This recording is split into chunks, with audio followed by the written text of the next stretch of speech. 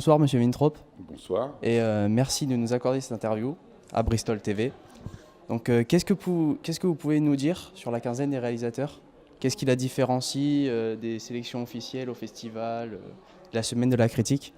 Alors, la différence avec la semaine de la critique, c'est que la semaine de la critique a un cahier des charges très particulier, ne présente que des premiers et des seconds films, donc des films de cinéastes débutants. L'officiel, c'est des talents reconnus. Nous, en fait, on a la liberté totale, c'est-à-dire on montre à la fois des films de débutants.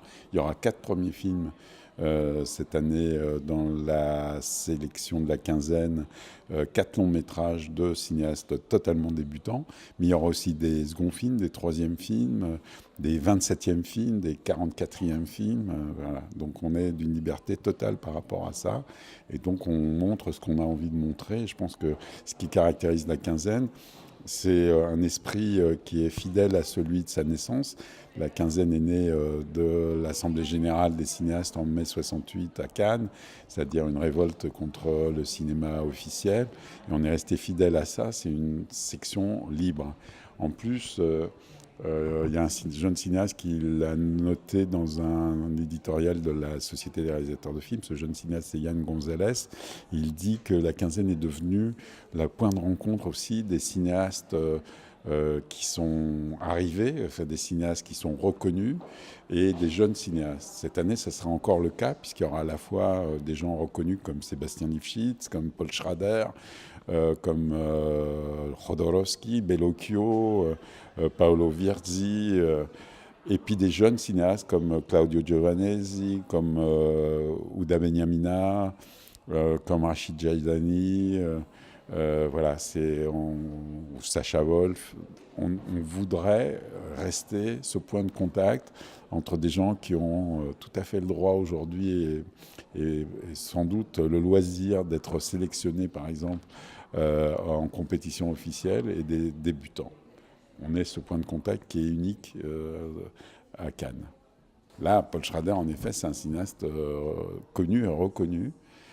Donc d'abord qui a débuté comme scénariste, et avant tout de Scorsese, mais pas seulement. Puis après, est devenu lui-même réalisateur. Il a commencé par faire un film très très beau que je vous conseille de voir. Il existe des DVD de ce film, et je crois même maintenant un Blu-ray. C'est un film qui s'appelle Blue Collar, avec Harvey Keitel, qui est un film absolument magnifique et qui est assez peu connu en France, et c'est dommage.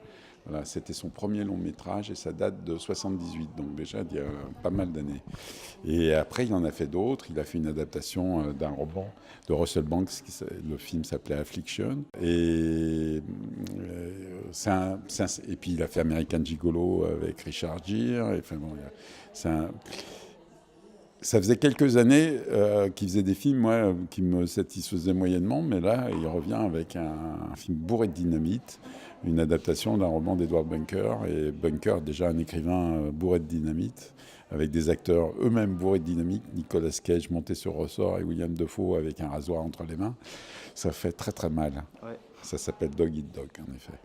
Mais il y a des jeunes cinéastes qui vont vous surprendre. Mean Dreams de Nathan Morlando, par exemple, ça risque d'être une surprise parce que personne ne le connaît ici. C'est un jeune cinéaste canadien, il a fait un seul long métrage qui est presque pas sorti en dehors de l'Amérique du Nord. Celui-là, il mérite d'être vu, et d'être revu même. Et puis tous ces nouveaux cinéastes, Ouda Benyamina, jeune cinéaste française, Sacha Wolf, jeune cinéaste français, Rachid Dajani, jeune cinéaste français, voilà, premier, second, troisième film. C'est Claudio Giovanesi, troisième long métrage, formidable, italien. Ça risque d'être des plus grosses surprises. Schrader, on s'attend quand même à quelque chose. Et je pense que là, la surprise, c'est que peut-être depuis quelques années, il ne faisait pas des films à ce niveau-là.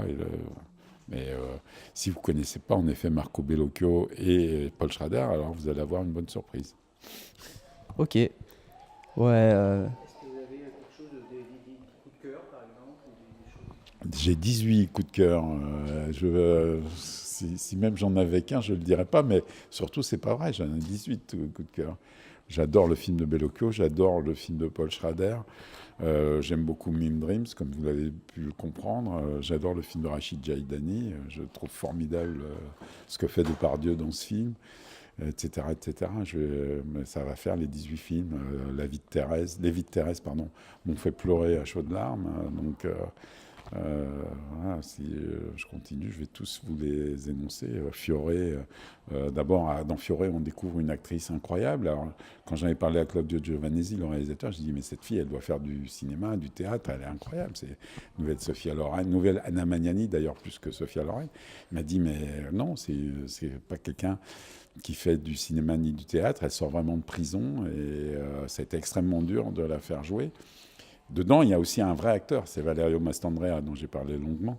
Valerio Mastandrea, il joue dans 2 films, dans Fioré, et il a un rôle secondaire, et dans le film de Bellocchio, Fai bei sogni, où il joue le rôle principal.